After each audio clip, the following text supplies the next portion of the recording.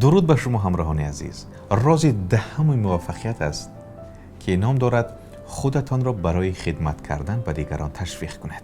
زیگ زیگلر میگوید شما می توانید در زندگی هر چیزی را بخواهید به دست آورید به شرط آنکه به اندازه کافی به دیگر افرادی که در رابطه با شما هستند کمک کرده باشید.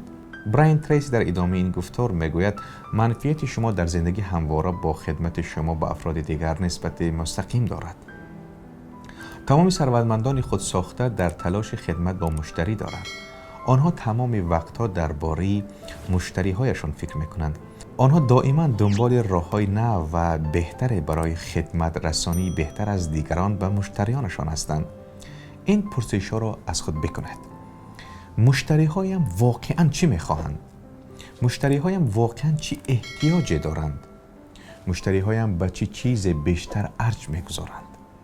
چگونه می‌توانم به مشتریانم بهتر از هر کسی دیگر خدمت بیشتری کنم؟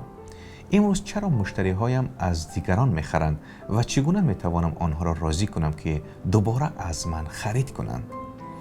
موفقیت شما در زندگی با آنچه که انجام می‌دهید و آنچه که از حاصل کارتان انتظار دارید نسبت مستقیم دارد.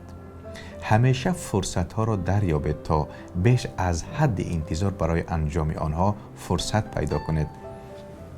پیوسته به دنبال راه‌هایی باشید مسیری بیشتری را طی کنید و هرچی بیشتر به آن مصرف کننده نزدیکتر شوید. به خاطر داشته باشید در این مسیر طولانی هیچ گونه فرموله وجود نخواهد داشت. مشتری‌های شما افرادی هستند که به خاطر موفقیت در کارتان به شما وابسته هستند. این به آن معنی است که مشتری‌ها علاوه بر آن که محصولات شما را می‌خرند، رئیسش و همکار شما نیز هستند. رضایت و موفقیت مشتری به شما بستگی کلان دارد. در اینجا یک سوال است که هر روز نیاز دارید آن را بپرسید و به آن جواب دهید. و آن سوال این است که چی کار باید کنم تا محصولات امروز برای مشتری‌هایم ارزش بیشتری پیدا کند؟ به دنبال راه‌هایی باشد که ارزش کارتان برای مشتری‌هایتان و افرادی که به شما وابستگی دارند افزایش یابد. یک بهبود کوچک در روش خدمت رسانی به مشتری‌هایتان می‌تواند دلیل اصلی موفقیت مالی شما باشد. هرگز عزیزان جستجوی را برای پیدا کردن راه‌های هرچند کوچک برای بهتر خدمت رساندن به مشتری‌ها را قطع نکنید. امروز ارزش مشتری‌ها بیشتر از قبل اهمیت دارد.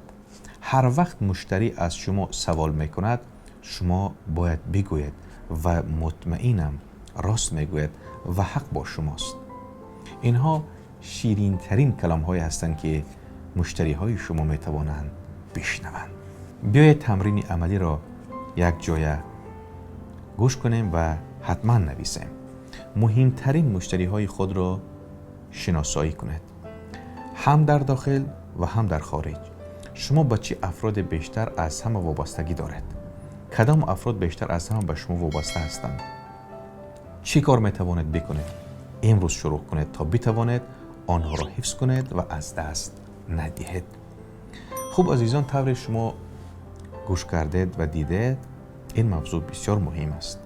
یعنی ارتباط مستقیم و زیبا داشتن با مشتریان. پایان درس دهم بود که کار با مشتریان و راه‌های برطرف نمودن آن که مشتریان چگونه می‌روند. خوب عزیزان، من باوری کامل دارم که این کورس‌ها، این درس‌ها به شما پسند افتاده باشند و اگر چیز آموخته باشید ما بسیار سرفرازیم و اگر سوال راجع به این موضوع دارید در کامنت نویسید، ما به شما پاسخ میدیم. لایک و کامنت را فراموش نکنید. همیشه پیروز و موفق بمانید.